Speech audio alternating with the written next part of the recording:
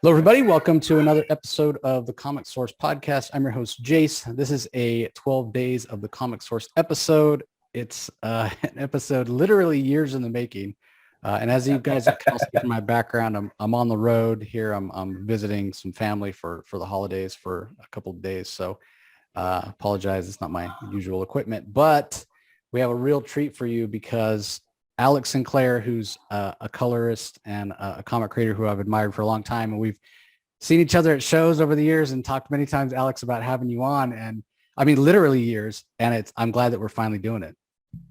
I know. We've been trading emails back and forth for so long, and I feel horrible because I've been excited to do this one. It just hasn't worked out for whatever reason. Right when we're about to nail it, the whole shutdown happened, and just so I'm thankful that we finally got to this. We'll make it a special one.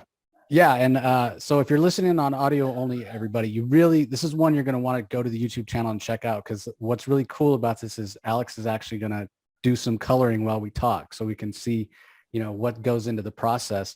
But before we kind of get into that, just let's talk a little bit about colors in comics in general. I've talked to different creators about it, and and I'm not a comic creator, but a longtime reader. I sort of liken it to the kind of the soundtrack in a movie. It helps set the mood and kind of set up the tone, but not everybody buys into that. How do you see colors and what their role is in comics, Alex? I see it like as the cinematographer. So we set up the lighting, the mood, like you mentioned, the color schemes, the palettes, all that kind of stuff that I would think a cinematographer for a movie would do so. And so we're definitely kind of adding to what the pencil and the inker have kind of brought to the conversation, and we add to it, hopefully make it better and improve on it. And definitely this is a point where mood is accentuated, made better, and improved.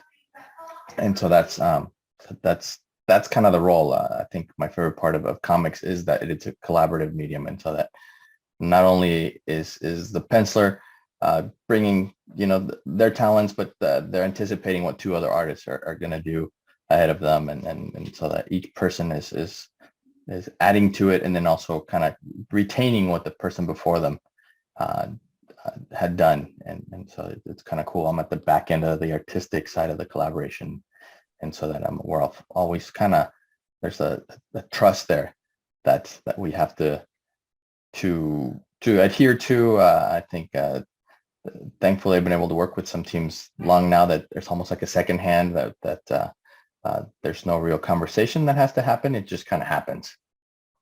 Yeah, obviously you're very well known for doing colors over Scott Williams inks, which are over Jim Lee's pencils.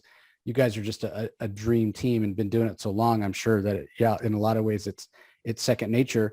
But getting back to that idea of a cinematographer and setting up the feel and the tone, when you do work with somebody for so long and it becomes second nature, is it a challenge then when you move on? Because I know you've been doing some stuff at Marvel now. Is it a challenge to kind of, okay, it's a new artist I haven't worked with, I got to kind of feel my way around a little bit? Is that a challenge? Somewhat. I think it's the biggest challenge for me into moving into Marvel is I wasn't sure of how their editorial worked, how I think also a lot of these characters were new to me. So reference wise, looking up the colors, all that kind of stuff. And so but as far as working with other talent, it just kind of was more of the same, just with different different talent, different characters. And so I really kind of made a conscious decision that with Marvel, I was just going to bring my thing and hope that they would like it. And I'm very lucky that they did like what I was doing. They kept sending me stuff, and they still are to this day.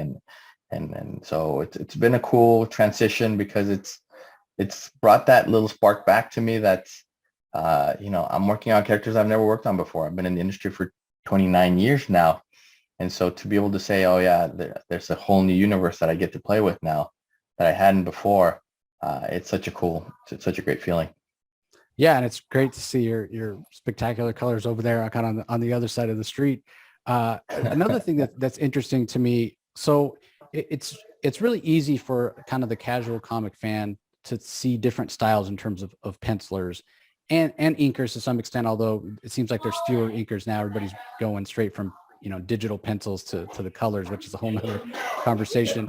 But I feel like there's a little bit less knowledge of the different styles of color artists, because not everybody can color anything. Some people are better at kind of the more primary superhero kind of stuff. Some other people are better at sort of the dark, moody horror kind of things. And there's everything in between. You yourself, you've been around for 29 years. You've done it all. But do you feel like color artists are a little more well-known? They're getting a little more recognition now that we're going straight from digital pencils right to the colors? Yeah, and I think some of us are still coloring over like pencils, like boards, scan boards with inks. Right. And so I think that the colorists do have a lot more respect. They're a lot more, I think they're noticed more than they were in the past, especially early on as we were making the transition to digital. We were doing the transitions in that at Wildstorm, we had Joe Chido doing color guides, and then the digital colorists were just interpreting those guides using Photoshop. And it was a few years before we were kind of like Joe decided he didn't want to do it anymore, and they just kind of let us go and just go straight to color. So some of us were allowed to just color straight up on directly onto the computer, and so that step in between with the guides was dropped, and we just went straight in and became, like full-fledged colorists. Yeah. Now, again, not to date you, but you'd been doing this so long that you were doing it, before everything went digital. I mean, when you think back, the technology and what you're able to do now, it amazes me. The effects, how like lightning or blasts of energy or planets or space. I mean, is that fun for you? The fact that it's so much easier now and quicker and you can do more effects? Yeah. I mean, obviously it's such a big jump palette wise. We went from 378 colors to millions of colors. We were able to manipulate the ink layer, the inks themselves, and colorize, and like you mentioned, the special effects, the glows, the explosions.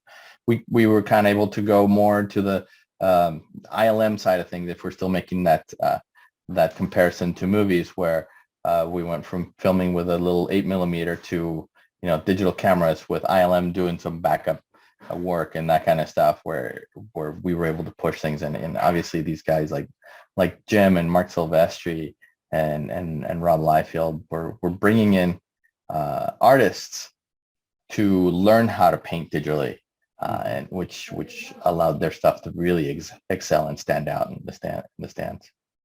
Yeah, and the other thing that's great with and you mentioned it, how color artists are more well known. You get a little more recognition now.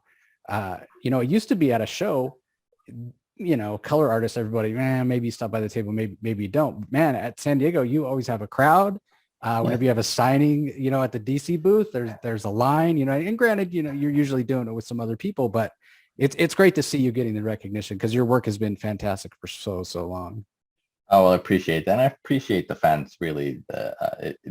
They are who we do this for, and they are the reason we have this job. And so I think conventions, I'm glad the conventions are back. I'm glad, because that connection with the fans is such a great one. I do love attending conventions and getting to meet the folks who read our books. You sit at home hour after hour doing all this stuff, and sometimes you're like, I wonder who's buying this book. Right. And it's cool when that particular book that you were thinking about back then, someone brings it up and puts it in front of you to sign, and so it's cool. It's cool to see that the colors have a following now. They the fan base is great. Yeah. Now, in terms of following, what about other color artists who are coming up? Do you have people that reach out to you or ask you questions at cons and whatnot? They're trying to get their foot in the door and kind of learn how this is all done. Some do. Some of the up and coming colorists do show me their portfolio, whether it's at conventions. Sometimes they reach out to me through Instagram or Facebook or Twitter, and they just want to show me some samples. And and I try to do my best to look at as much as I can, because I've been on the other side of the table, asking, hey, can you tell me what I need to work on, what works, what doesn't, and all that stuff. And so I do my best. There's so many young, talented colors out there right now, and it's great to see the specialty really grow.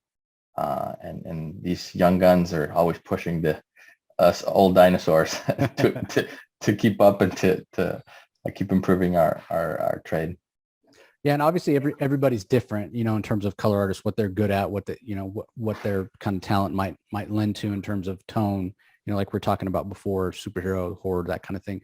But just in general, because we have so many people that listen to the podcast that are aspiring creators, and maybe somebody wants to go down the path of being a color artist. If they haven't been exposed to it at all, they're really just on step one. What are a couple of things that you would kind of mention to somebody, if they're maybe looking to explore, hey, maybe that's something I would be interested in? Where's a good place to start? I think you first and foremost need to study art. The successful artists, the good artists are well-rounded artists as well. So try painting using different mediums. Luckily, we have, multiple digital applications now. When I got started, it was Photoshop, and it was a very, very rudimentary version of Photoshop. It was when I started, it was version 2.0. So if we're dating me again, that's how old I am. I'm almost older than Photoshop. But nowadays you have, Clip Studio, you have Procreate, you have all these different venues, so that it's not as expensive. It's more accessible through not just your computer, but your iPad, your phone. So you can do all kinds of different things. And so it's the excuse of I don't have access to that kind of stuff is gone. And so my advice would be just pick one and try it. And if you don't like it, try a different one. Much like I tried, oil painting, and I hated painting in oil, and acrylic was better, but I loved watercolor. So it takes you doing it for a little bit to realize, okay, don't like one that's much, but I love this one and I like that one. And so try as many different mediums as you can. It'll make you a better artist. It'll make you a more well-rounded artist. And then finally, if you really think the colorist is your thing, color someone else's work, because that's the nature of the job, is that you're not coloring your own art. You're not coloring your own pencils or inks. You're coloring someone else. And that allows you to focus just on the color side of things. It also keeps you from having to fix your penciling and inking errors in the color stage, and so that you can focus on just the mood, the palette, the different things that we've already spoken about. Coloring over someone else's work will force you to just do color. Yeah, and I see that all the time on Twitter, where people will put work up, just pencils, usually digital pencils, and then some, people will come back in the replies and say, oh, I colored it, and oftentimes the artists are like, oh, that looks great. And, it's a good interaction and a way to kind of network as well. Yep. Agree. Yeah, I think that's probably my biggest question, or the biggest advice I always give is like, don't color your own work. Don't color your own work, color someone else. I think you'll end up borrowing little things from the artists that you're coloring. I mean, I've been fortunate enough to work with some of the greats in the industry, and my art has improved as a result of working with these artists, and that I'm kind of seeing how they tackle, how they interpret. And when it comes to me drawing my own stuff, I tend to borrow from them a little bit. So my drawing style has been heavily influenced by all these artists that I've colored over. Yeah, that's fantastic. Well, let's have you color something for us. Let's take us through your process here.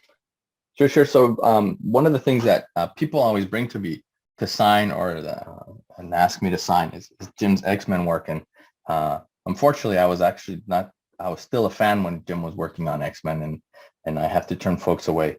But recently, I was able to get a hold of some of the scans that were created for the Jim Lee's X-Men Artist Edition that IDW put out. And so one of the things that we're going to do today is we're going to do an X-Men cover by Jim and Scott Williams. Yeah, wow, that's awesome. And so, who doesn't love Wolverine and Gambit? one of Jim's creations and one of the characters that Jim made really famous during his run on the book. And I love that the scan exists with everything on it, right? The logo, the the the price box, everything is still there, and you can still even see a little bit of the cast shadows from the little cutouts when they were putting the box together. Oh yeah. They cut out the little heads, and so I tried to go in there and erase some of it, but I do want to leave some of it there because it's such a cool nostalgic thing about the piece. And talking about the way I kind of set things up is I work in RGB, so you'll kind of see over here on the upper right as it says that some artists work in CMYK, some of us work in RGB. I'm one of the colorists that work in RGB. If you work on an iPad, your work's always going to be in RGB as well. And so back in the day, we chose to work in RGB over CMYK because that was one less channel of color we had to worry about. That was 8 bits of information less per page we had to worry about, and the machines back then were slow. Right. We're talking the phone that I'm using to talk to you has a better processor than the computer I was using to color back then. And so to save ourselves, not only physical file size, but processing speed, we worked in RGB. And so what we do is, what I do is I set the file is basically a blank piece of paper, and the inks kind of float above it on a separate channel. Some folks use a separate layer for the inks, and that's much easier to do nowadays because that's the way it's the machines are much faster. They can accept all the information, and so that we work at that multiple layers to help do that. Layers weren't a thing with Photoshop. They didn't exist back then either. So we were stuck with alpha channels, and so that's kind of the reason why we went with that route as well. And for me, it's you get so used to the method and the format that's the way I'm coloring now is very much like the format that we developed back then. Mm-hmm. All right, so I'm going to go ahead and the first stage of coloring is the flatting, as it's called, and it's basically just selecting areas and filling them with flat color, and that's why it's called flatting. It's at this stage where I kind of start to decide what colors I'm going to drop in and where. Sometimes I tend to just pick a color and drop it in, and then as I go, I change my mind just to see how the colors that I'm picking will interact. I'm going to come in here and very quickly get rid of some of these kind of ghosted blue line pencils that were in there.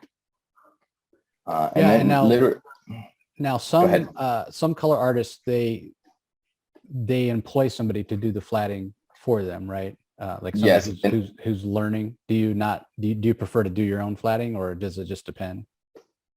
It depends on how tight my deadline is. For interiors, I tend to use a flatter because if I average about a page, an hour per page on a 22-page book, I'm going to save myself 22 hours worth of work. Yeah. And so I do have a couple flatters that I use and employ regularly for my interior work. For the covers, it's kind of like my break from just rendering. It's also, like I mentioned, with covers, you really want to create something that's going to jump off the shelves. And so as I'm doing the flatting, I'm starting to kind of think about the palette that I'm going to use, what I'm going to use for the background. It's kind of like getting to know or getting intimate with the art as I do it to help me determine what look I'm going to use. It helps me also think about the story that's being told within the book and what I can do with the cover to help basically sell the book. Gotcha. Yeah, I recently saw somebody, I wish I remembered who it was, but yeah, they basically had an image on social media that was flatted and maybe a little bit more than just the kind of the basic flat colors, but I thought it looked great. I'm like, okay, well, and then they had it was kind of a time lapse, and it was sped up very quickly, and within like a 3-minute video, they put in all the shading and all the shadows for the, muscles and the nose and the, light sources and all that. And I think you don't realize, because I think your mind, and correct me if I'm wrong here, I think your mind sort of tries to put those things in automatically because that's what we're used to seeing in reality. Right. But when you looked at that video at the first image, and then if you just, scrolled it all the way to the end image, it so clearly was much more realistic and more impactful. It was amazing. And I never stopped to think about how important the rendering, just putting color on something obviously adds some kind of emotion to it, but it's that rendering stage where I think it really comes to life. Right. And the flat stage, basically what comics used to be like, what comic coloring used to be like, where they literally had just flat tones. And it may be on cover, so you got a couple kind of gradients here and there. And you might even get a color hold where they took the ink lines and changed them to a different color. That was like, ooh, if your book was selling real well, you had that luxury. And so seeing it at the flat stage kind of gives you an insight into the limitations of what coloring used to be. And so, and an appreciation of what we can do now as well. And so, it's not lost on me. And the reason why I still flat things is it's still part of the process. So, kind of, I don't feel like I'm above flatting, if you will. And so this is kind of how I work my way. I work my way foreground to background, and in large chunks. And so it's easier to separate the elements by slowly selecting them. I use a method that I feel is cleaner. And so what I just do is I just use the lasso tool and the bucket tool to select and fill in spaces. Some folks use the magic wand, and so they'll select the gaps or the spaces in between. Say for the cloths, you could click inside and click inside and click inside. The only problem is you get art where there's openings in the art, and so that using that magic wand is going to force you to use the lasso tool anyway. And so that I'm just kind of skipping that step and going straight to this. Wow, that's so cool. Now, obviously you're working on this Jim Lee piece, and you've, as we said, worked with Scott and Jim for many, many years. And you've probably gotten this question before, but I don't know that I've ever heard an answer. Maybe you don't have one because it's like asking to pick a favorite child, but is there a favorite project that you've done? Is it something you did with Jim and Scott, or is it something else? Well, I do get that asked, and it is hard to pick, especially after so many years of working together. I think obviously Hush was definitely something that's very special to all three of us, all four of us, if you include Jeff, right, as well, the writer. And so that it's probably the project that we're known for the most. It's probably the project for me, especially, that I signed the most. I think with Jim and Scott, the X-Men #1 book is probably the book that they've signed the most of in their careers. Because I still see people still bring that book for them to sign, even though it's been out for so many years. Yeah. You would think at this point they've signed them all. Well, right. And I think it's like the world record of most published books, like single issue. Yeah, something like 8 million or something ridiculous right. like that. So you'd think that by now they've signed all 8 million. But I still see every convention never fails. There's always a stack of them that show up. So there's still a book out there without their signature in it. I think I have some of them in my garage. Well, it's cool that Hush means a lot to you, because I know it means a lot to Jim. I've heard him talk about it before on his spotlight panels, and I've talked to him about it personally. That was the book that kind of brought him back into, doing a monthly, doing pencils. And, he was kind of like, can I still do this? Do I still got it? He was trying to prove it, I think, to not only to the naysayers who said he couldn't do a monthly book anymore, but a little bit to himself. So I think it's great that's a personal project for you that means a lot as well. Yeah, I mean, we definitely were. It was a monthly book that came out monthly, and it was done very smartly.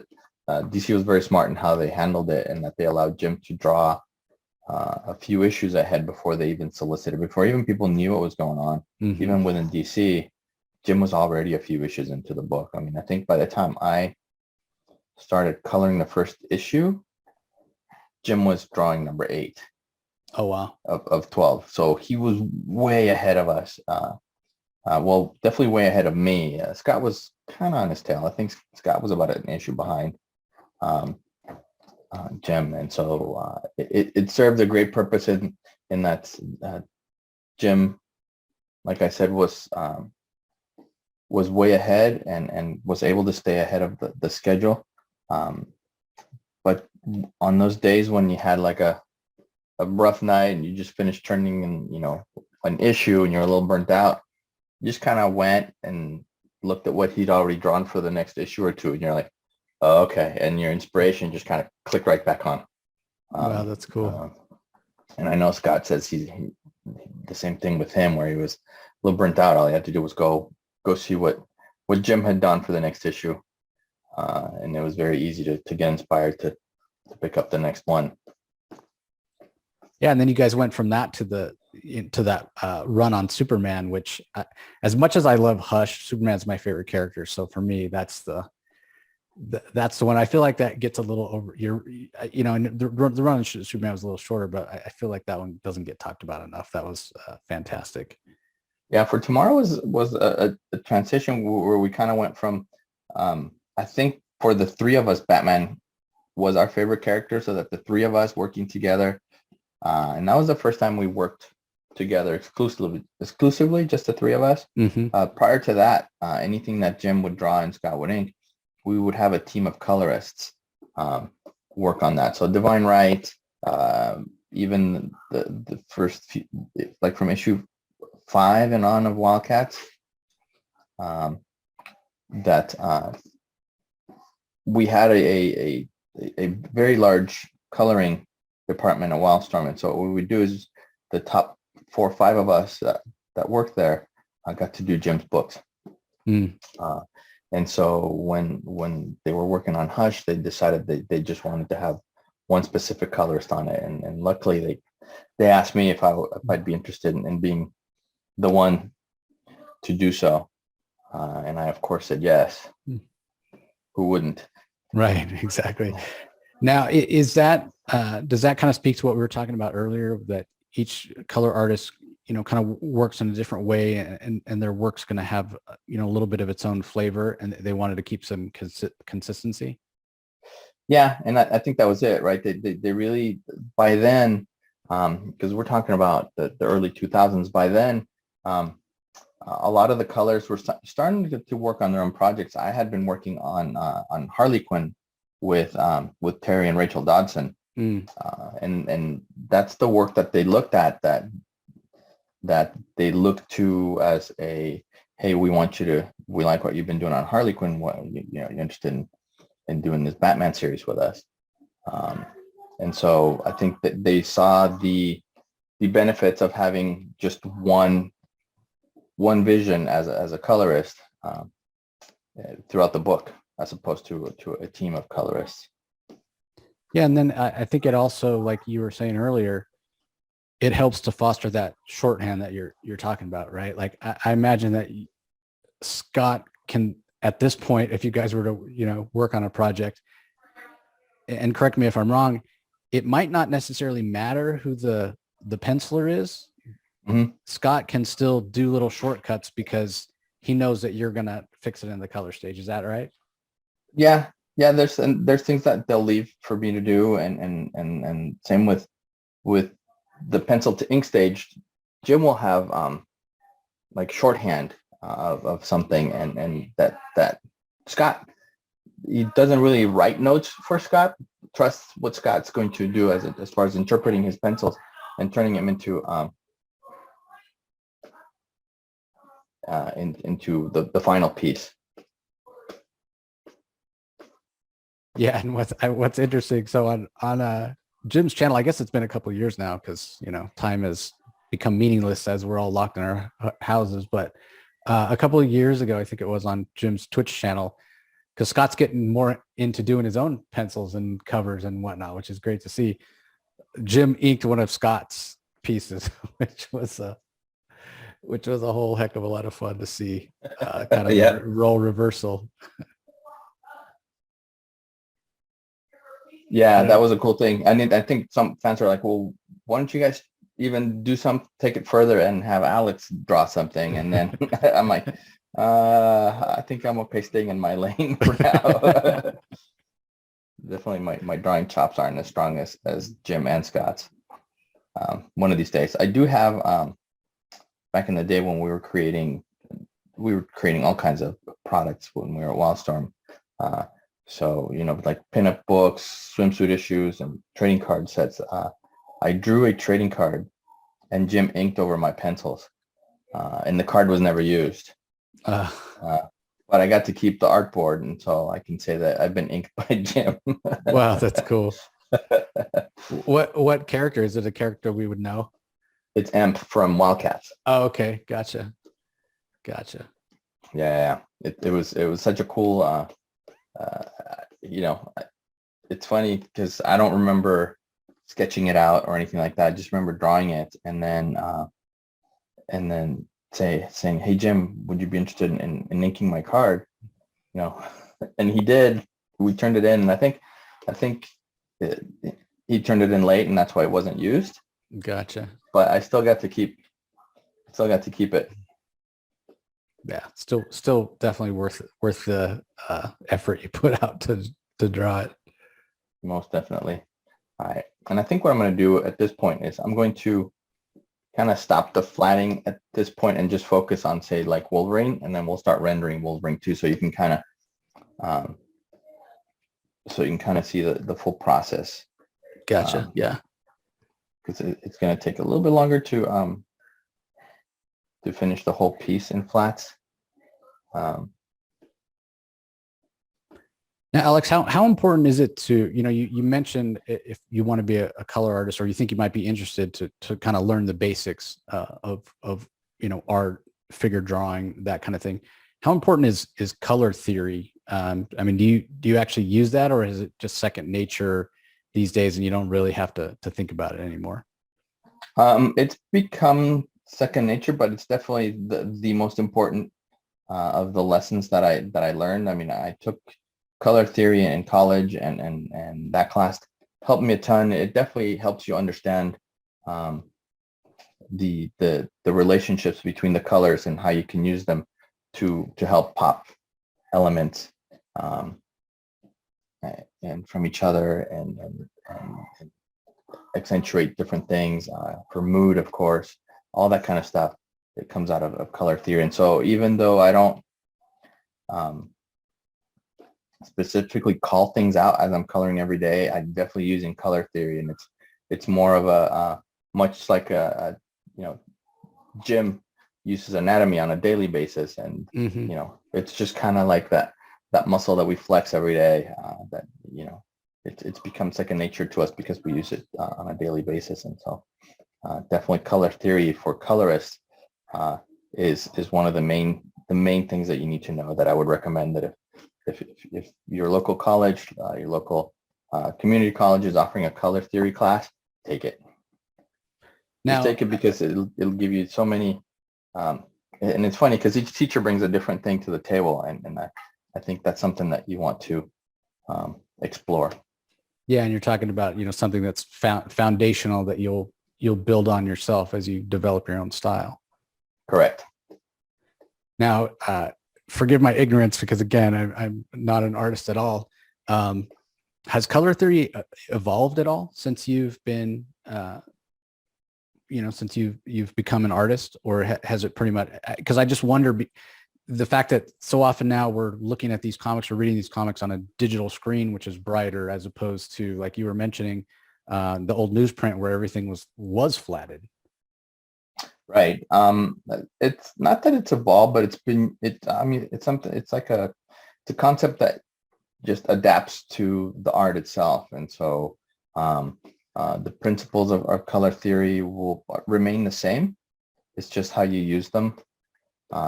When you can, it's like knowing the rules to the game, but there's times when you can break the rules to make the game more interesting. And so that's something that, knowing your color theory allows you to decide when you're not going to follow that specific concept to create like a special moment, or to make something pop because it's different than what what you would normally see if you were using color theory to the letter of that specific rule or law, if you will. Gotcha. Yeah. Well, and then the other thing about doing this digitally, right, is as opposed to when you first started out, if you do make a mistake or decide something's not working, it's a lot easier to go back and fix it, right? Like, let me try that. Maybe try orange. Let me try different shade of yellow or whatnot. Yep. Multiple undos are a main part of Photoshop now and many other programs. And it's, again, something that Photoshop didn't have when I first started working on Photoshop. We had one undo, so that if you accidentally were, like, I was just selecting multiple things, if I accidentally double clicked, I would lose all the selecting I had done before. And so we were very mindful of when when we were working on it, and saving a lot more in between steps, because we knew we didn't have that as many undos. All right, so this is kind of where I'm going to leave Wolverine at. This is, I think, things that back then, things you couldn't do is add a second kind of layer of coloring of detail. So when I see stuff like this that Jim throws down, his attention to detail and realism is just so solid that I like to go in and add to it by making sure that the buckles are a different color because it's a different material, and so that it's a metallic piece there, and so it's going to carry a different color on it. Well, then it helps to call out those details that you might miss. Correct. So I've been a big fan of doing that kind of stuff, like with Batman's pouches, the buckles, the buttons on the pouches of the utility belt, all that stuff. I always wanted to add more detail to that. All right, so I'm going to go ahead and duplicate the layer so that I can go in here. And then, so one of the things I'll do is either create a duplicate layer so that I have one layer that's just flat. The other thing you can do is you can create a flat channel, and so that carries less information. And that's something we used to do back then. Again, because of the memory constraints and the speed of the computer constraint, we would create the flat channel as an alpha channel like this. Gotcha. Yeah. And then we would literally call it flat. And so that allows me to still be able to use the magic wand to select different elements for editing purposes. So once I render, if the editor comes back and says, hey, that blue is not the right blue for the X-Men or whatever, it allows for me to kind of go in here in the flat channel and just select it. And again, having it as one gray channel uses less, digital information, memory and space to save it. Yeah, that's so interesting to me, removing those lines, whether they're pencil or ink. I would think that doing that, going back to the idea of color theory, removing the blacks of the inks or the digital pencil lines, that's a way to know, okay, am I doing this the right way? For somebody starting out, am I sure that none of these colors are clashing? Is it working? Is it harmonious? Right. Yeah. I mean, for a lot of us, it's become, like I said, second nature. Just kind of go with it. But initially, yeah, you'll kind of second guess yourself, or if it's a really complex piece, I'll save it in different stages and go back and forth to make sure that everything's popping the same way. You'll see me do that a lot in like multiple covers where it's a triptych or 4-piece cover. And I want to make sure that, because with those, the image has to work as a whole, and it's 4 individual images as well. And so you just got to make sure that you're able to edit it on the back end to make sure that the right things are popping. Gotcha. All right, and so we're gonna go in here. I'm gonna now that it's flatted, and this is the reason why we have flats is I can just use the magic wand tool now and simply just click on the skin, and it selects all of it. Gotcha. And much like painting, I start with a medium color, and I'll start to add. I'll add a little bit of shadow work, and again, with the basics of art, as you treat the head as a simple element, and then you start to carve in the details of the anatomy into them. And so, like I said, I kind of start with that. I'm going to add a little bit more shadow here. Yeah, this process for me is always the one that's, I don't want to say mysterious, because I understand the theory behind it, but I guess I don't have the knowledge of where the shadows would go. I mean, obviously I'm not blind, and I see in real life people have these sort of shadows based on where the light source is coming from. But I always find it fascinating that you guys know, like based on where the light source is, how the shadows would fall across, the face or the chin or the jaw or the neck. And that just comes from experience, right? Just from doing it and reference. Right. So it's the familiarity of doing it so much that when you're in college, they have you do self-portraits a lot, and to the point where you're like, man, if I have to paint my face one more time, I'm going to kill somebody. But that all comes into play now, because that's all I do every day. I really render faces, multiple faces every day, and so as much as I hated it, it really helped pave the way for this. So it makes it a lot easier for me to be able to come in and do this kind of work. All right, we're gonna add a little bit of this green on the background to the skin tone, because we're gonna reflect this power that's coming in here.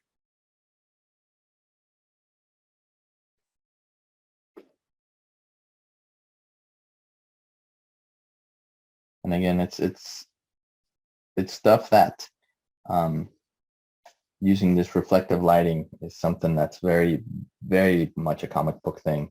But if you look to guys like Van Gogh, it's something that they used back then, that they experimented with and used in their work, that when you look at it now, you're like, oh my God, imagine this, 150 years ago, these guys saw this and were using it in their work.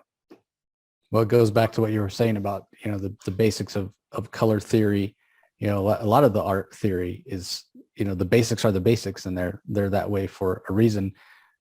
And it kind of brings me to my next point, which is we've seen a huge surge in original comic art, in the value of it. And it's like, okay, finally, like people are realizing that this stuff it's amazing what, people like Jim and Scott and yourself are able to do. And it's great that it's finally being recognized as works of art, not just, funny books or for kids or what have you.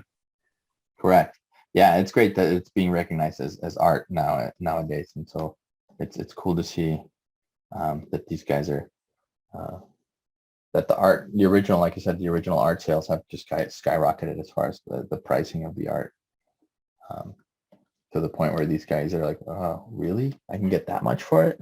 So I think, each piece that you own, it's like, well, no, I'm never going to sell this. And then it comes to like, wait, how much did they say they would pay for it? You're like, oh, maybe I can part with it. Yeah, I mean, I think I saw some of Jim's X-Men pages, as a matter of fact. There might have been covers that went for crazy amounts, and Scott was like, Oh yeah, I sold that back in the day for like $500, and Oh, it I went, know. it went for, I don't know, 100,000 or some ridiculous, yeah, like a house. It went for the amount of a house. It's just, Right. yeah, It's all about the timing of it, much like anything else, right? yeah, It's like, oh, I would never pay that for that, but I'm happy to take your money for that price. yeah, exactly, exactly. Yeah. And So so you that get, as I'm kind of working through, I'm going past now to other elements of the piece, and the always keeping the lighting consistent. The light source that I'm using is consistent. The reflective light source also comes into play, and very heavily influences what I'm doing. now, do you use custom brushes? That's something that Photoshop allows for, right?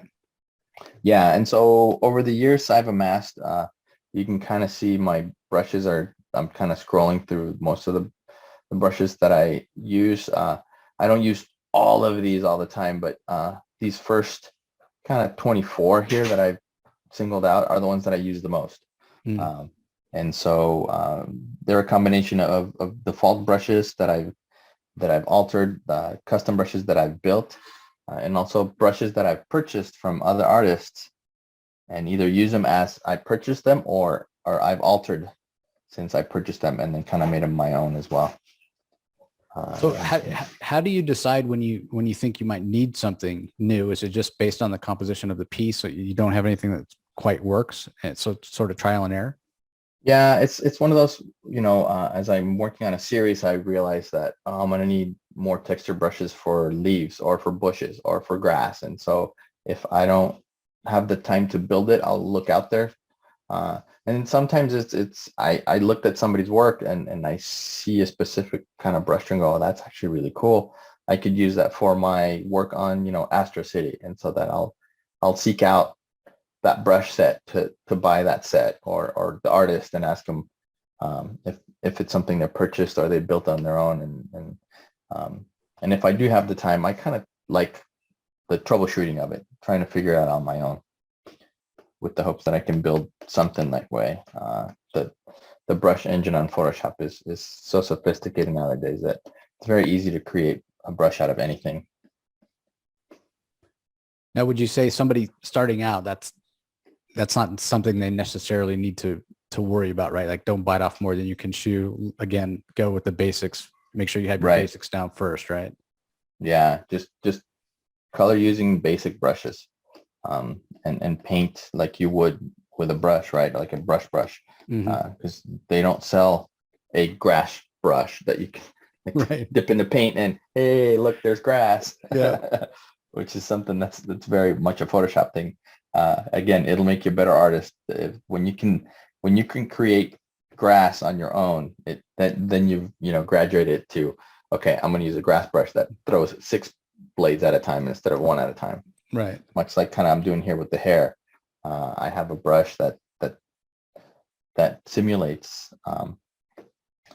a bunch of little strands of hair or fur, and then uh, use it as like kind of the initial layer, and then going on top of it and adding a little bit more detail to it. So again, this is the process that I just love. I've watched Rochelle Rosenberg do. She once in a while she'll put it up on her Instagram or she'll do one, and so I wouldn't have thought there was anything wrong with the way his hair looked. To me, it looked fine, but now it does, and it looked real, but now it looks even more real. And I wouldn't have, again, thought to do that, to put in those kind of highlights. It's fascinating to me what you guys are able to do.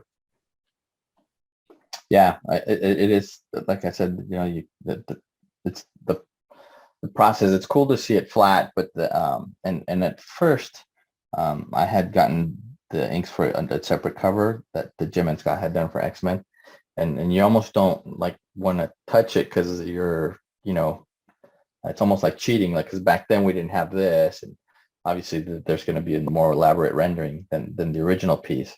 Mm-hmm. So you respect the artist who had to create a cover out of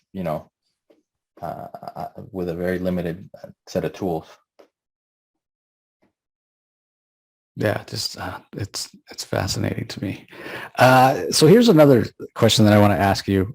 We often hear artists say, or I do, pencilers talk about the things they hate to draw, right? Like you always hit cars are a big one, horses, and that's another big one I hear artists all the time. Feet. Yeah, feet. Yeah, exactly. Feet. Uh, is there anything as a color artist that you just kind of cringe, like big crowd scenes or like underwater? Like, is there anything as a color artist where you just go, man, I know that's going to take me forever. I really not a fan of having to color that.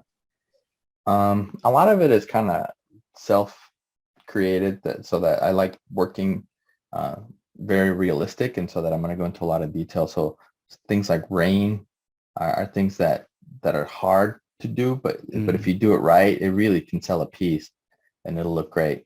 Um, so I think things like that for me, it's crowd scenes are tough, and it's because again, I'm going to take that crowd of 50 people and not give them all the exact same skin tone. I worked with Joe Chido for many years, and his mantra was like, don't give everybody the same skin color. It's going to make it look more realistic, more natural. And so that's I'm going to go through and be very, very conscious about, making sure that these 50 people, I'm going to use 30 skin tones. And it's just slight variations from one to the other. But then when you look at it, it looks like an actual crowd scene. And that's why I have that kind of mentality, and that something that Joe really instilled in me, and also adds to that realism that I like to go for every time. So those kind of scenes that you know are going to be a challenge, like rain or a crowd scene, but in the end, if you do it right, it's that much more satisfaction if it's done well. Yeah, right. You conquered that one thing that's it's not necessarily something you hate, but it's a challenge. It's a big challenge. Yeah, and Fighting then scenes tend to be hard to do as well. You want to make sure that you don't make look stuff static as you're coloring it. You can very, very easily take an action scene and freeze it, and you want to actually do the opposite. You want to keep that fluidity of the poses and the movement of the figures. You want to make sure that you're accentuating that as you're working. Yeah, I mean, here's the thing about comics, right? And I was recently talking to Tom King about this. So much of what happens in comics is filled in. Well, they say it happens in the gutters, right? It happens between panels. Our brain has to fill in that movement because these are static images. And so the last thing you want your colors to do is to feel flat and to not, convey that sense of movement. You want that dynamic sense of, explosions and emotion and all of that. And I think color is such an important part of that. I agree 100%. I mean, it's great with, you bring guys like Tom, who, again, they're writing with the art in mind. And I think they're kind of visualizing it as well. And they're kind of leaving a lot of room for the artist, but in their heads, they're seeing the whole process come to life. And those are I think the artists that have great success. I think that's why, Hush was so successful, is that Jeff wrote that to Jim's strengths, to inspire Jim to want to draw this each and every panel. And so that Jim just kind of jumped on it and kicked butt with every panel of every page.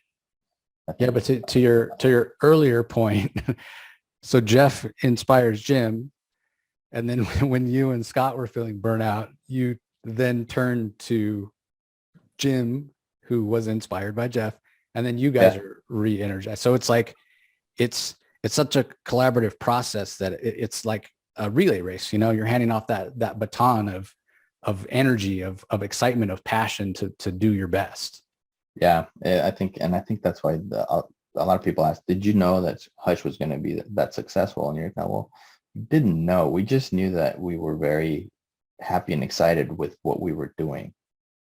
That 6-7 issues into it, we were still really jazzed, really excited to keep going with the next one. And thankfully that translated to the fans as well, where they just kind of kept going at it with us. Yeah, I mean, you never really know until it's hits the stands the way people are gonna react, and you never want to jinx it. Correct. But when you guys are like you said, jazzed about it uh, and having fun and feeling that it's kind of lightning in a bottle, something special, that comes through. That's additive to the work as well. I mean, I think it's part of the reason some of the creator-owned stuff that's coming out right now is so great because, as much as you can be excited to work on X-Men or Spider-Man or Batman because it was your favorite character, and when it's your own creation, I think a lot of creators get even more passionate about it. That's their child that they've birthed. Yeah. And it comes through, and I think as fans and as readers, we can tell, and we have more fun experiencing it. Yeah, I agree 100%. When you're working on your own baby, it definitely has like a different feel to it. Uh, there's almost like a pause. I don't want to rush to this. I really want to take my time. I really want to kind of dot all the I's and cross all the T's and make sure that everything's spot on. So definitely working on your own material is so satisfying because you're putting everything you're putting out there is coming from you directly. Mm-hmm. Like you said, it's not someone else's character, someone else's property. It's all you. Now, when you're at this stage, Alex, where you're kind of adding shadows and highlights, and I mean, again, this is just from experience. You can just tell, with your experienced eye, okay, I'm missing something here. This looks a little flat. This needs to be a little darker here. Yeah. So I'm kind of looking at at this glove, how it's a little bit flat. I need to make it look a little more round so that it pops a little bit more, and so that I'm going to deepen the shadow so that it disappears behind this part of the hand. Gotcha. And that creates that space, that the spatial relationship between the two kind of gets established. Now, do you ever go back and look at your work after it's published and realize that you missed a detail like that? Does that sort of thing happen? Yeah, I've seen stuff like, oh, forgot to render that backpack, and oh, that's flat still. It's like, dang it. Yeah, it's happened quite a bit. And so when that happens, it's like, hey, can I send you a new version of this page for the collected edition, for the hardcover, for the trade paperback, for whatever? Because I know at some point it'll get reproduced in one way or another. And so we're always kind of, and it's become that too, where sometimes we're working on, there's such a tight deadline that it gets done, and then afterwards we're like, no, we forgot to do this. And so that we're very mindful, and hey, let's make sure that we go back and fix that for the collected edition. I mean, I knew you were passionate about your work, but I mean, that to me, that really speaks to your integrity. The fact you've been doing this for 30 years. And if you see something wrong, in a future edition, hey, if we can fix this, we'll fix it. I mean, that's definitely taking pride in your work. Well, we have to. I mean, we're of the mind, my name's on it. I want to make sure that when people pick it up, that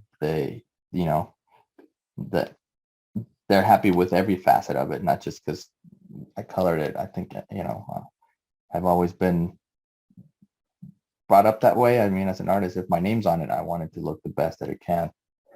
With digital nowadays, it's also that I can fix it for the digital version and it'll be updated in 2 weeks. Right.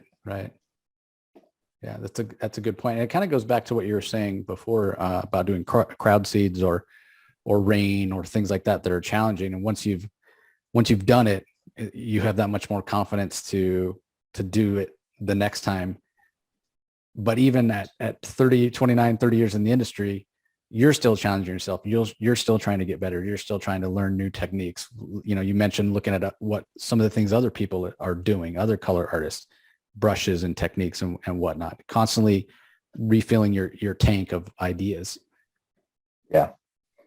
And I mean, like as with anything else, I think we're kind of a product of, as artists, we're product of the other artists around us and what influences it. And so I'm always kind of mindful of who's coloring what and what are they working on. And especially if they're working on an artist that I would love to work with, it's one of those things you just kind of keep those in mind because,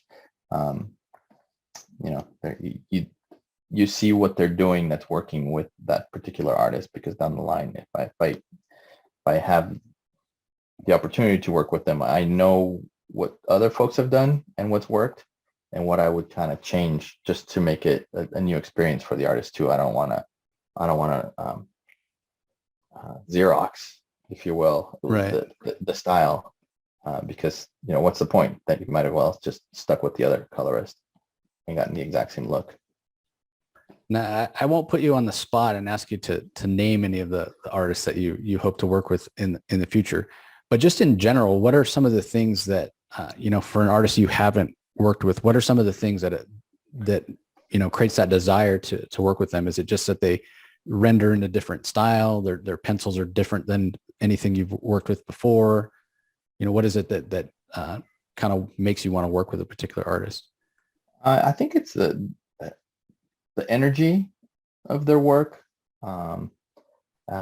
especially the younger artists, right? They bring a kind of a different feel to it. There's a lot of really strong young artists right now that work digitally, and it's cool to kind of see how they add to their artwork. And I'm working with Rafa Sandoval on Titans Academy, and he works digitally, and it's kind of a new challenge in that he's delivering files with multiple layers, and then I kind of have to peel them back and then put them back together and then add the color so that I'm respecting what he's doing, and then but also kind of making it work for me too. And so that we're seeing a lot of the younger artists are going full digital with their work. So it's kind of cool to see it, because some of us are just sticklers for the classic look with the paper, the scans. Right. That we want to keep it. We can't keep the old school style alive so it doesn't die. So working with guys like Tim and Scott or Terry and Rachel Dotson, where they're still working with paper, it's a cool thing to hold it, scan it, and like gawk at it. And I think part of my favorite parts of working with Tim and Scott is holding that original piece, and seeing the monster amount of detail that was put into each piece. Yeah, I mean, I'm of two minds about it myself. I mean, I love traditional art. I have original art myself, and it's great that it exists. But the other aspect is how much time you guys put into this. And so I could never begrudge an artist that moves over to digital, just because it can be, when you get good at it, it can be so much faster, save so much time. And like you were saying earlier, so much of being a comic book creator is sitting in a room alone. Yes. So I don't begrudge people who want to be able to do it faster, maybe see their family and see the sun once in a while. Well, it's also about you get paid per page, so the more you do, the more you get paid. And so True. Yeah. You streamline your process, and it's funny because for the longest time I always was working on how can I go faster, how can I be faster, I need to be faster, because the more I do, the more I get, the more I make. And in recent times, I'm actually more of the mind of like, I want to actually really take my time with this, because I've done the fast work, I've done it all, and I think I want to make sure that every piece I do gets the attention it deserves. Yeah, it's a good way to look at it, for sure. So you got to find that balance, right, between being fast and being able to provide for your family, but doing work that you're proud of. Well, but pre-digital comics, I knew that no one was going to be able to see, the detail I just did on these teeth. Mm-hmm. But with the emergence of digital comics, I know some folks are going to go in and go, whoa, look at that, he totally did this and that. And so in the days in early on, we were like, don't zoom in too far because no one's going to see that. Right. With interior work, half the time the detail's going to get a word balloon stuck on top of it. Yeah. And literally disappear.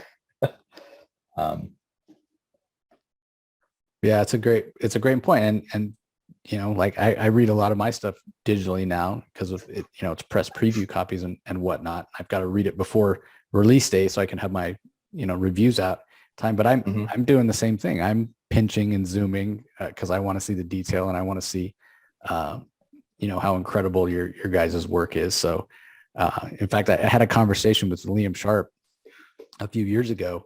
The project he did, the Batman, Wonder Woman, Brave and the Bold, and he was talking about that exact.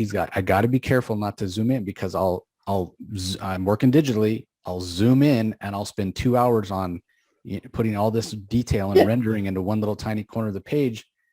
But when it comes to being printed, you're not even going to see that, because so much of that detail is lost. Yeah.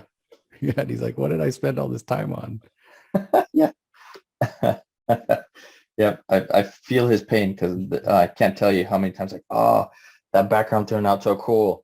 Caption box, word balloon. It's like, oh, you killed me. Well, you paint this. Oh, go ahead. Since you paint these awesome cloudscapes that you referenced and you photographed, a month ago, and you love the sunsets. You put it into your work, and then it's word balloon. Then it's covered up. Well, you do something at conventions that I've seen you do for the last few years now, where you can somewhat eliminate some of that stuff. You do kind of the colorist version of original art. You want to tell everybody what I'm talking about? The color commissions, or are you talking about my artist proofs? Yeah, your artist proofs. Oh, yeah. So for the longest time, people would ask me if I had original printouts of my work, my digital work, and obviously it's on the computer, so I don't have an original per se. So I bought myself a kind of a professional grade printer, and print single edition prints. So I just do one artist proof. I print it on cotton rag paper. I print it at original size. So the art's 11 by 17. The boards that I print on are 13 by 19. And I personally print these at home on my printer, and it's like a 9-ink printer. And if I don't like the piece, if it didn't print the way it should have, I axe it and I redo it. So what you're basically getting what would be my original, and so I sell these at conventions, and mostly do covers that way, but do the certain interiors that way as well. So I've sold a lot of my library of Hush stuff, Superman stuff, Blackest Night. I think what's been cool is that the fans have really taken to it, and I do have regular customers who are always texting or emailing, hey, I just saw that cover you posted. Can you pull it aside for me? Which is great because, it's great that they appreciate my work enough to want to invest in it. And then I still do like print runs of 50 or 100 of other pieces. So I'll take some pieces and then reserve those for those prints because those are cheaper. But the bulk of the artist proof work is covers and interiors for the more popular books or specific pages that were very popular in a book. Definitely get the artist proof treatment. Yeah, one of these days I'm going to pull the trigger on one of those because I just love that it's your work in its purest form, and just like a piece of original art, there's only one. You're the right. You buy one of those, you're the only one that has that. Everybody else has the book, and that's great for them. But for you as a fan of your work, of your color work, to be able to say, yeah, and I own the original, colors of that. That's just fantastic. Yeah. What some people will do is they'll buy the board from Jim's art dealer, and then ask me if I still have the color piece, and they'll frame them side by side. Oh, that's which fantastic. is a cool thing to do. Yeah. I also have recently found for Hush, I actually watercolored the backgrounds of the interiors for the first 5 issues of the run. And I found those boards with the watercolors on them and was able to create a printout on acetate that when overlaid on with the watercolors gives you the final page, but underneath it you have the original watercolor piece of that page or cover. And I think if I could probably would they be? Let's see if I can pull one out later, because it's kind of cool to see, because it really does have kind of this little, you flip it up, much like the old school, like trading cards and posters and books. You used to paint on a board, and on the overlay you had the inks. So we're kind of flipping up, painting, flipping it up, painting, flipping it down, and to kind of see the art. And then they would photostat that painted piece and marry it with the inks, with the photography. This was pre-digital. And so I kind of took a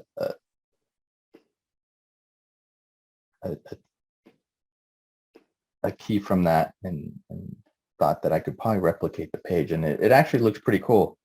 So because with Hush, I would print out the page reversed, and so I would lightbox the backgrounds and then watercolor them in, and then I'd scan that, open up the page digitally, and then bring the watercolors in, and then flat the figures in, and then render the figures in, and add the special effects, and then obviously render a little bit over the backgrounds as well before I would.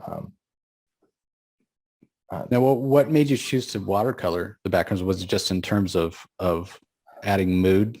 Gotham City needs to have that moody feel. When Jim, Scott, and I talked about the book, Jim said, "Hey, I want Gotham City to be a character. I want him to have its own feel, its own texture." And the summer before I started working on it, Lilo and Stitch came out, and Disney went back to the old traditional animation style, cell animation with watercolor backgrounds. And I had watched the movie in the theaters and fell in love with the backgrounds because they were all watercolors. And I said, "Hey, what if I watercolor the backgrounds?" And Jim's like, "Well, give it a try. Let's see what it looks like." And so they actually really liked it. And, I went with it, mostly because at that time, the brush engine for Photoshop wasn't sophisticated enough for me to kind of replicate watercolor. Right. And about 5-6 issues into it, Photoshop had an upgrade that the brush engine just really advanced. And so I was able to start to create watercolor brushes from that. And so like the back end of the series, I didn't do the watercolors for. I did all the covers that way though. All the covers got the watercolor background treatment. All right, so at this point, I'm done rendering the specific pieces that I was going to work on, and what I'll do is I'll create a layer with the line art on it, and then above that layer, I'm going to create an extra layer that's in screen mode. And what that allows me to do is that if I paint over it, it's going to affect the ink lines as well.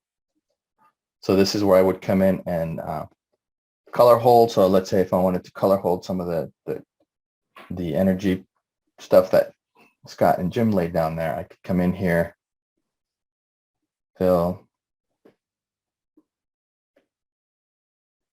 and change it into a color. Gotcha. Yeah. Or this is where you come in and you do the cool little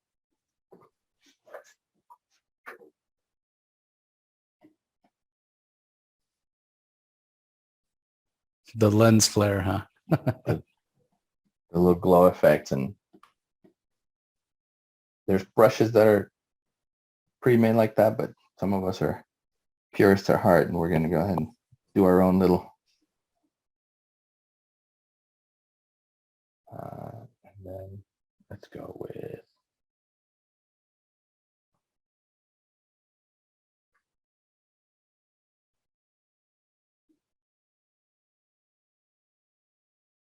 But again, the technology, how far colors and technology has come, it's just amazing.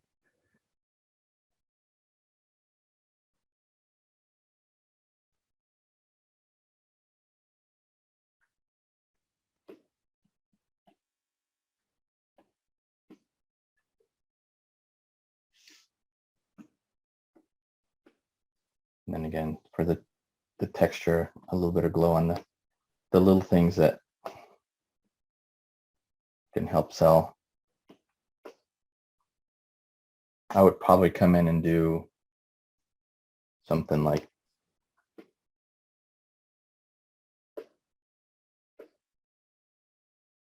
this on the legs.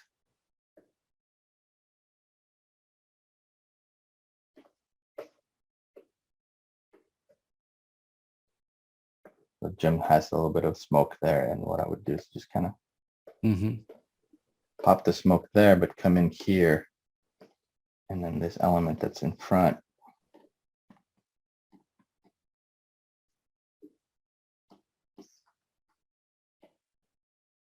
would not be affected by the smoke, and that kind of, again, create a really nice separation between this plate and his leg. Right. Yeah. And again, we would do the same here. This.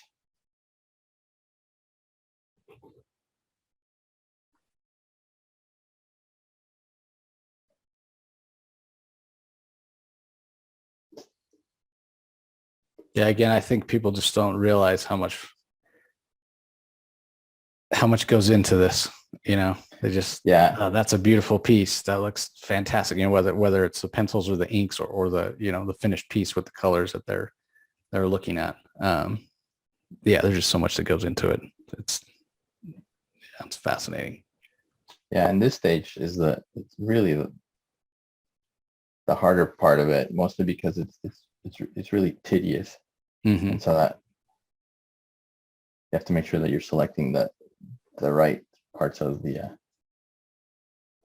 line art, but it really creates that gap in space between the two. You know, you can already see it tucking away from these pieces, even though I haven't rendered them yet. Right. Even flatted like that, it still pops. Again, it would still be something like that. Yeah. Again, it's adding that realism to it, you know, that you don't realize isn't there until you add it, and then oh yeah, of course it would look like that. And then I would, you know, once it's done, I create a JPEG, I send it to Jim and Scott, and we kind of talk about it and address their notes. And once that's done, I send it to the editor. The editor addresses their things, whether it's a continuity thing or a costume thing, and then just prepare the file and send it off to the publisher, and then they send it off to the printer. Fantastic. Wow, that was amazing, Alex. Thanks so much for doing that for us. I mean, that was sure. I mean, I like we were saying right at the top of the show, we've wanted to get together and do this for a long time, and I'm glad we were able to do it when Zoom is a thing, and you know, it meant so much more to be able to see you work and kind of have you talk us through it. So as we're winding up here, it's Christmas in a few days. I gotta ask, you're Mexican American, much like myself. Any holiday traditions? Like what's going on over there at the Sinclair house here for Christmas? Yeah, so I grew up in Mexico. The tradition is that you have Christmas dinner on Christmas Eve, and then you open your presents at midnight. Like the presents that you give to each other, you open them at midnight, and then you go to bed, you wake up, Santa's brought your gifts the next day, and they're unwrapped presents. You put your shoe out. That way Santa knows where to put your presents. And so some of those traditions we carried over. We still have Christmas dinner. We don't stay up till midnight to do presents. And so the next day, the kids would put their shoe out. They're all grown up, and so no longer kids, but they still leave their shoe out because Santa's going to leave a gift, an unwrapped gift by their shoe. And then we open all the presents and then have brunch at my in-laws' house. And that's the traditions. I cook once a year, and it's Christmas Eve day. So I created a dish that my dad taught me how to make. It's called bacalao. It's a cod stew. I guess you could say it's Spanish/Portuguese dish, and it's one of those kind of 4 or 5 hour processes to make, and it's traditional for Mexico. And so that's, if you want to see me cook, you have to be present on December 24th. At our house, Christmas, the tradition is tamales. My grandmother's recipe. This will Awesome. be our first Christmas without her, unfortunately. But I'm so sorry. yeah, appreciate that. But yeah, still spent 5-6 hours on this last Saturday making tamales and her mole. That's rough. That's so rough. My wife makes tamales too, and so it's rough because she usually has assistants. My kids will help her make them, and this year there were no assistants, and man, she had to knock them out on her own. But they're delicious, and again, my grandma's recipe of 2 different kinds of tamales. But I get you. But to me, the food is Mexican. Yeah, definitely. Exactly. And that's the tradition we kept, and the presents, all that stuff. We kind of merged the two. Yeah, I think if you're anything like me, probably age 10, 11 and younger, it was all about what presents am I getting, what toys am I getting. But by the time I was about 12 or 13, all I really cared about was the menudo and the tamales. That's right. Are we going to grandma's? Yeah. Okay, good. Yeah. Otherwise, when are we going? I need to fill up on tamales. And it's every 2 hours, right? Every 2 hours you're at the table eating. Yeah. See, for us, it was the tamales and the bacalao. For Christmas Eve. The menudo was a New Year's thing. The best hangover cure. As you said, as you get older, you need the menudo for the hangover. Oh yeah, definitely. Well, again, Alex, thanks so much. I can't wait till I see you at a convention again, man. I haven't seen you in like 2 years. I know. So looking forward to that. Definitely best to your family during this holiday season. Hope it's a joyous Christmas. And to all you listeners, we want to thank you for joining us and viewers on YouTube as well. We hope whatever you celebrate, Christmas, Hanukkah, Kwanzaa, whatever it is, we hope it's a joyous time. And if anybody wants to follow your work, Alex, as we're finishing up here, where's the best place to follow you online? Twitter and Instagram is where I'm most active. Both, my name on both is Sync Color, SINCCOLOR, 2 C's in the middle. And then I'm on Facebook under Alex Sinclair. And so that's where I'll post the most. If you want to see what my dog Bruce is up to, then you can that's the Instagram story. You'll see him pop up every now and then. But if you'd like to follow me there, that'd be great. I announce my convention appearances, new covers, all that stuff. I do post a lot there. Fantastic. Thanks for having me. Everybody listening, thank you so much.